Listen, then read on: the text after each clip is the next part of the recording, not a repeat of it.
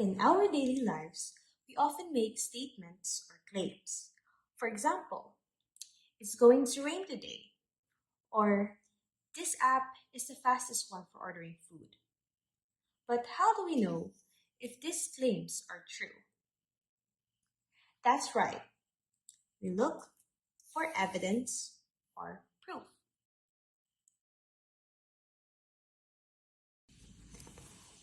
In mathematics, that's exactly what proof is. It is a logical argument that shows a statement is true. So there are several ways to prove a statement.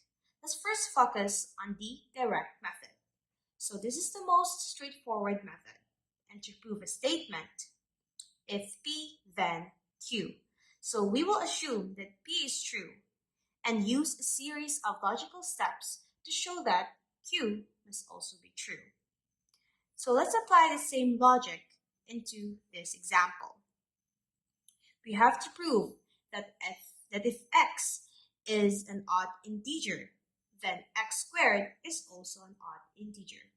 So we know that we can write an odd integer as like this. So x will be equal to k plus 1. Because in using this one, you can substitute k with any integer, and if we will solve this one, it will always equate to an odd integer.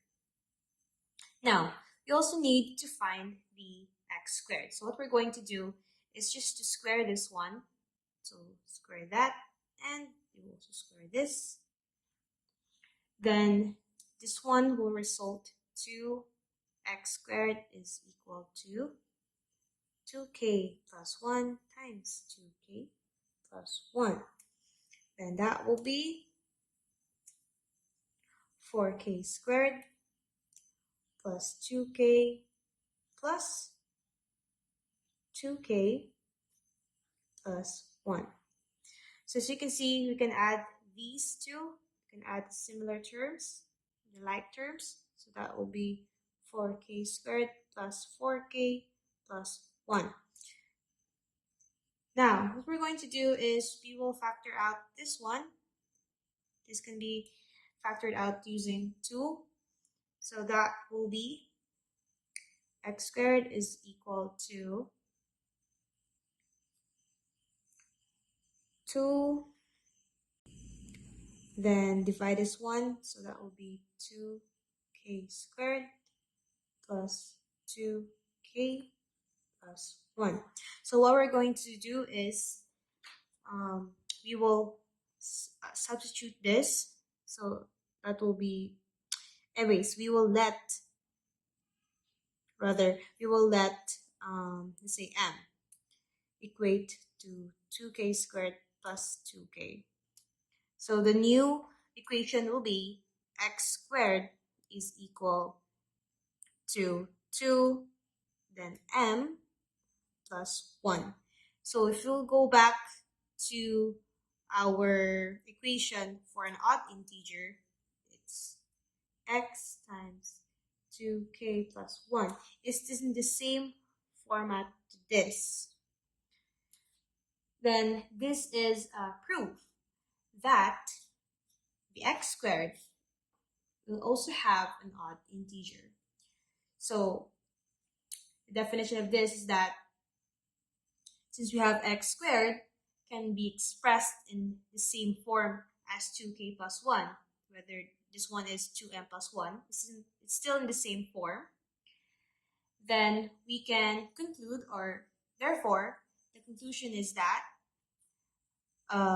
x is an odd integer, and that will make x squared also an odd integer.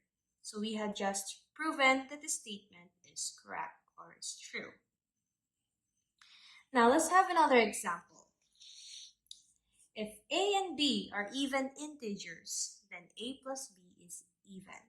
So similar with this logic, this will be our p, and this one will be our q.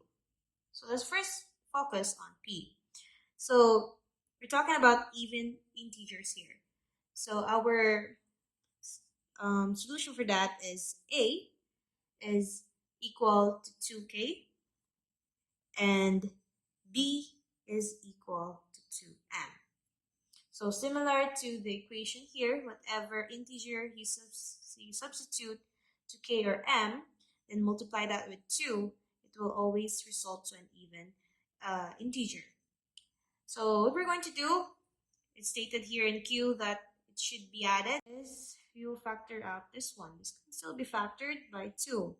So 2 is equal to k plus m is equal to a plus b. So as you can see, this one and this one is literally just similar. All we did is to factor it out. So a plus b is even because it's derived on the same terms that we added, which is 2k and 2m. So what we just did is we just factored it out.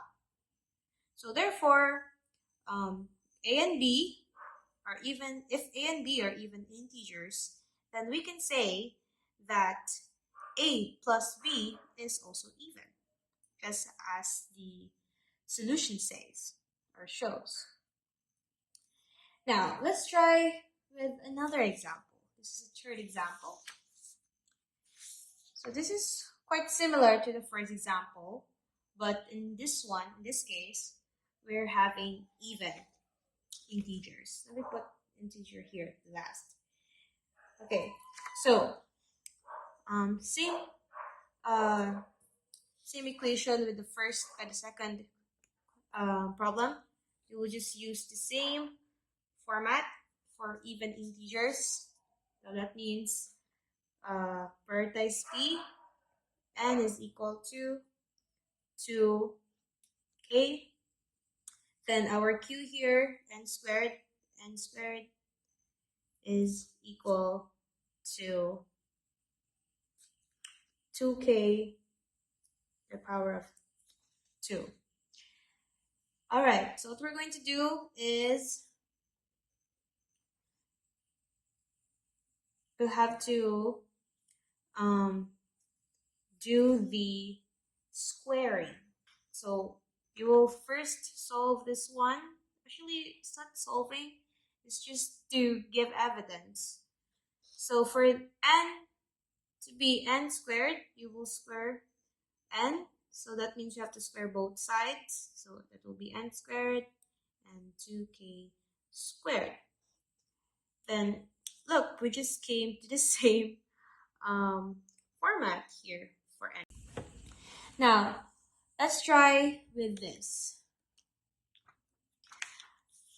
So there's another problem that already wrote the solutions, because this one will take quite a long time to solve. So I just wrote the solutions in advance.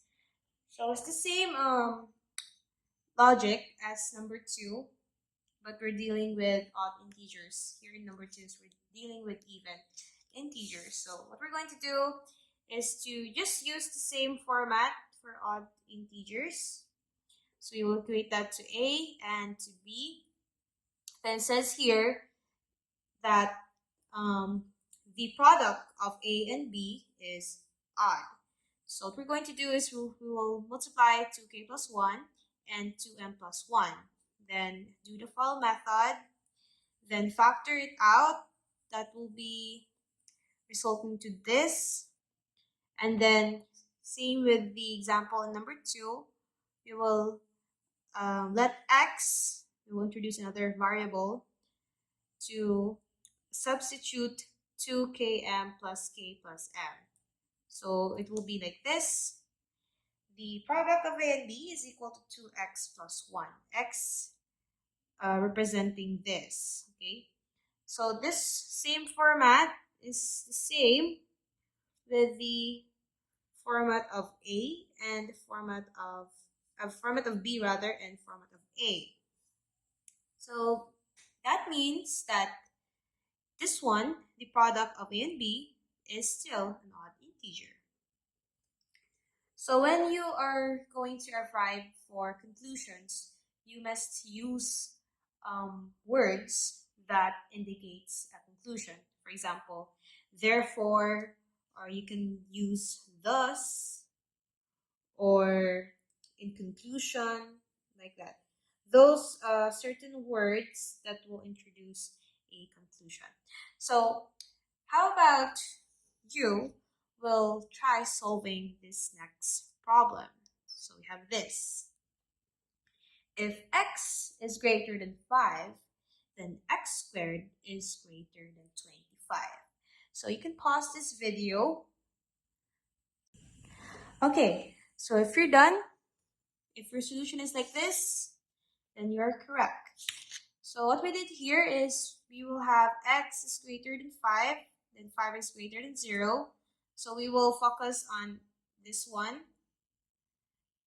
Okay, so what we did here is we will multiply each by itself. So what we did is x times itself is x squared. Then x times 5 is 5x. Then we will multiply x by 5. So 5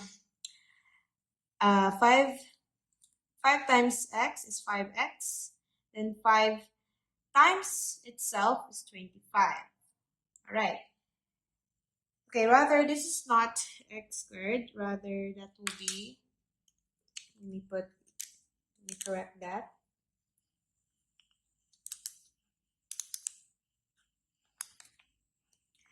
So rather this is 5x.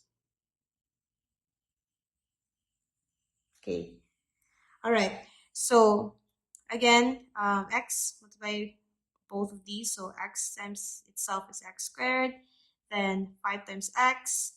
Then 5 times x. Then 5 times 5 is 25. So we had this one here. So we can say that x squared is greater than 5x. Therefore, we put it here in the first one.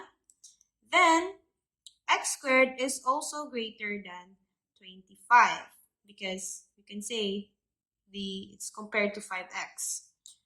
So if x squared is greater than 5x, then of course most probably, or it is true that x squared is also greater than 25. So we have this conclusion here.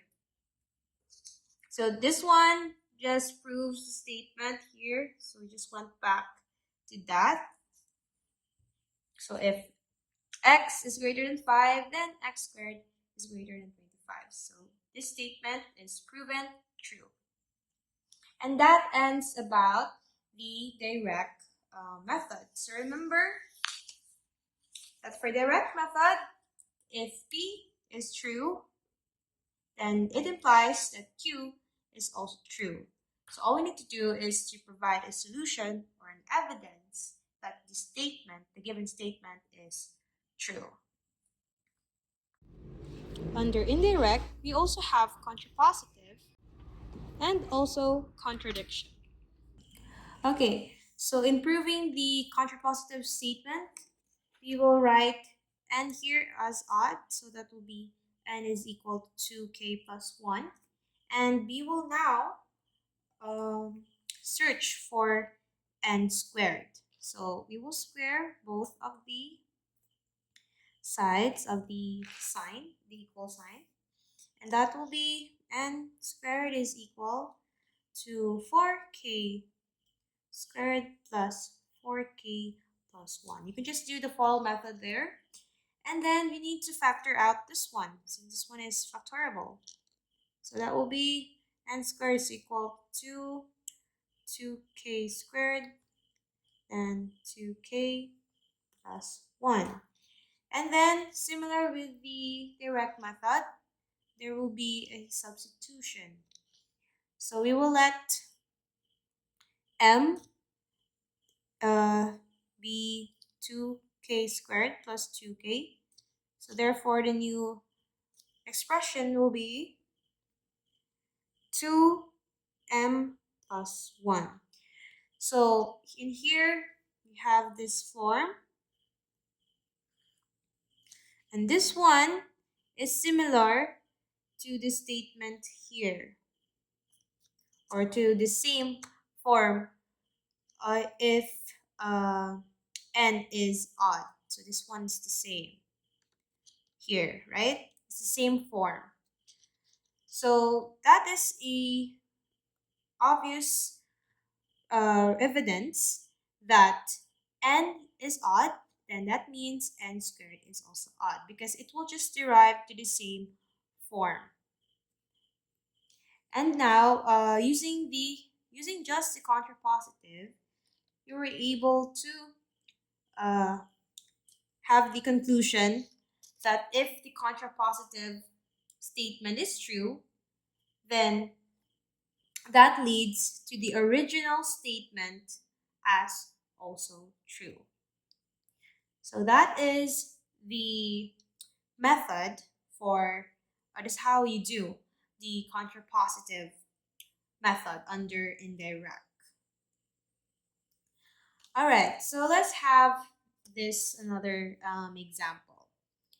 If a triangle is not equilateral, then it does not have three equal sides. So you will have the contrapositive for that, as you will write first the Q. So if it has three equal sides, then it is equilateral. All right, so I just shortened it. I just didn't put triangle, so you can just rewrite that as if a triangle has three equal sides, then the triangle is equilateral. So it's the same thought. I just shortened it out. What we're going to do is to prove that this, our contrapositive statement is true. So what we're going to do here is we will focus first on our Q. So we know that our triangle, we will assume rather that the triangle has three equal sides. So like that. Just has equal sides, and that means it will also have equal measurements. So we will have x is as the measurement of each side or angle. Since we're talking about equilateral, and if triangles have equal sides, then of course that means that the angles will be also equal. So we know that the summation of all sides of a triangle is equal to 180. So you have x plus x plus x is equal to 180.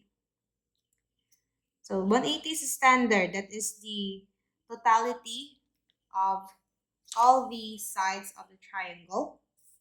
To shorten this, you can just put 3x is equal to 180. And we will divide that by 3. So we will have x alone. So 180 divided by 3 is 60 degrees. Then we can conclude that the triangle will have 60 degrees on each side. So having that, our triangle has three equal sides, which has 60 degrees on each. Then that means that our triangle is an equilateral. So this just proves that our contrapositive is correct or is true. Therefore, our original statement must be also true. And that is how you do the contrapositive method. So this is under indirect method. This is still proof because we are still proving that a certain statement is true. Okay, now we're done with the contrapositive method. we will now move on to the second method under indirect, which is contradiction. By the word contradiction, we will use the opposite of the statement. So if P then Q, our contradiction statement will be if not P then not Q. So this is quite similar with the contrapositive, but the difference is that we do not exchange the order of P and Q.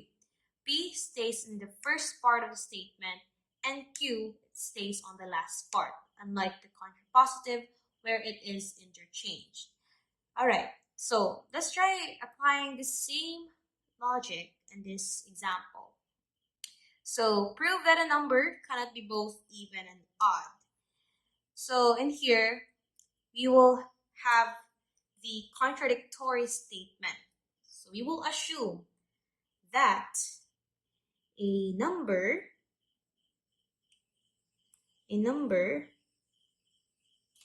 is both even and odd. All right. So since we are having here odd and even mentioned, so we will have the number as x. So if x is even and x is odd, so we will use the same form. So for even, it can be written as x is equal to k. Then for odd, x is equal to 2j plus 1. And now we will have to create an equation. So we have two equations for the number, for the variable x. So we have 2k and 2j plus 1. So we can just set them into the same line. So that will be 2, since we're just identifying the same variable, which is x. So instead of having them separated, let's just put them in one equation. Since this one is x, and this one is also x, so x is equal to x, right? It's the same. All right. Anyways, we will have the rearrangement of this one. So what we're going to do is we will transfer 2j to the other side. We'll transpose it. So that will be 2k minus 2j and 1. And we can factor this one out. That will be 2 times k minus j is equal to 1. So this equation says that 2 times an integer k minus j equals 1. But this is impossible. An even number, which is 2 times any integer, cannot be equal or can never equal an odd number 1, right? So this one is entirely false or not true. So our conclusion that in our contradictory statement, that statement is proven false because this one is mathematically impossible. Then that means that our original statement is true. So what we did actually is we had the contradiction or the contradictory statement, and we proved that our contradictory statement is false. So therefore, the original statement is true.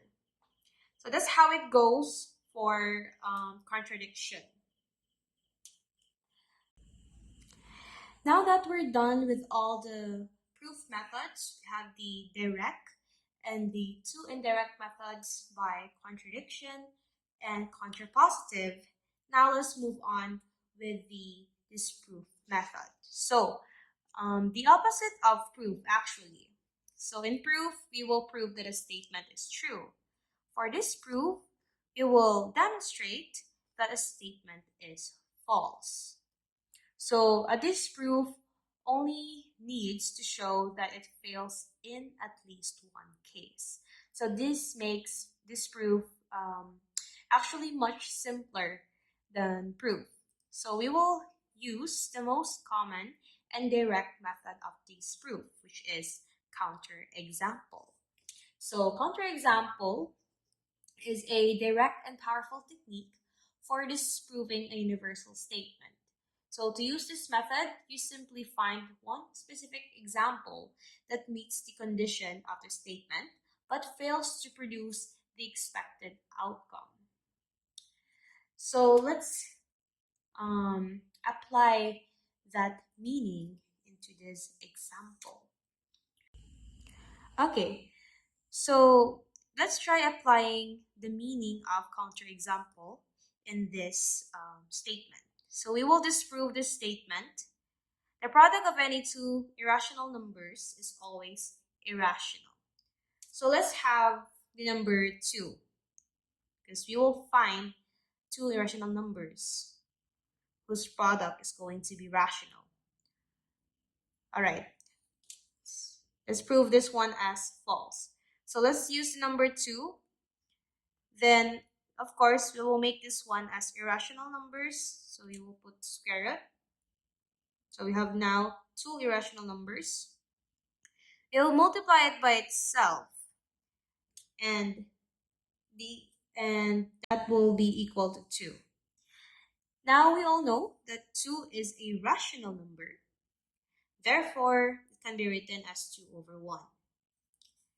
So this just proves that the statement here, that the product of any two irrational numbers is always irrational, wrong, because 2 here is a rational number.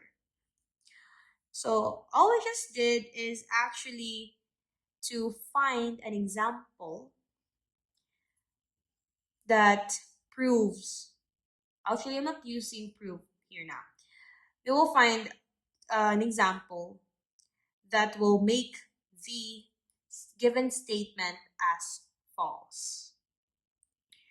So we will have the conclusion here as the pair of irrational numbers of 2 and 2, or 2 and itself, is a counterexample because their product is rational. So therefore, the statement is false. The original statement is false. So just like for the proof methods, we will use such words that will signal conclusions. So like thus, or therefore, in conclusion, and so on. So we will have to use these kinds of words to make our conclusion. All right, so let's try having another example for this. Let's have example number 2. So we will have the claim or the statement. The square of every integer is greater than the integer. All right, that means now if we square an integer, for example, let's have this one on the let's have it on variables. So the square of every integer, let's say x, is now greater than the integer itself. All right, then we will prove that this statement is false. So we will have the counterexample. X is equal to 0. This is our counterexample. So we will use the same logic here. So x squared is going to be 0 squared. And 0 squared is equal to 0, which is not greater than 0 or than itself, right? Because 0 is equal to 0. So therefore, the claim here, square of every integer is greater than the integer, is false. Because in this case, the square of 0 is 0 or itself. It's equal rather than greater than, or rather than greater or lesser. So this just proves that this statement, this claim, is considered false. So this one is quite easy, right? Then proof. Let's have another example. Number 3. The sum of two prime numbers is always prime.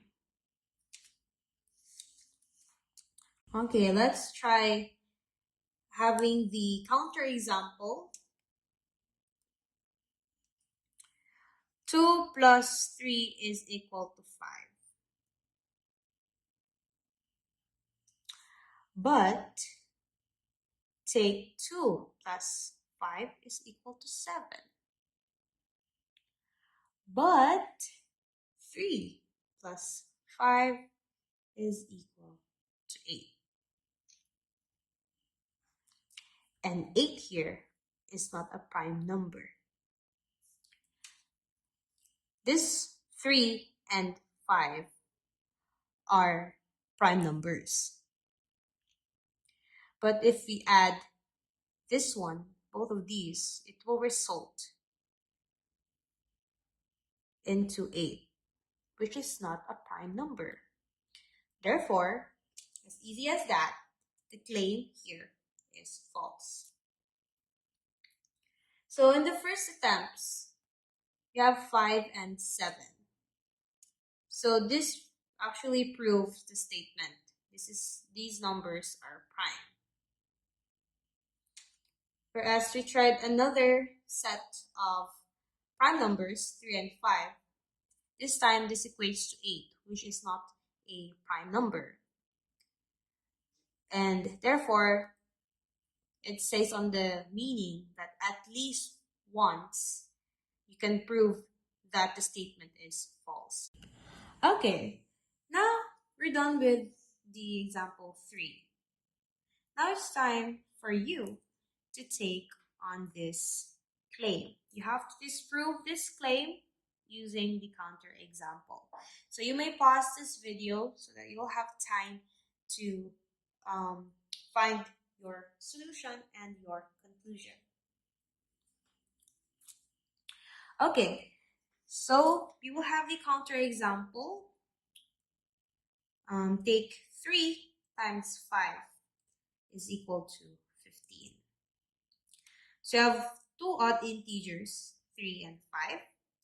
And if we multiply that, our answer is 15.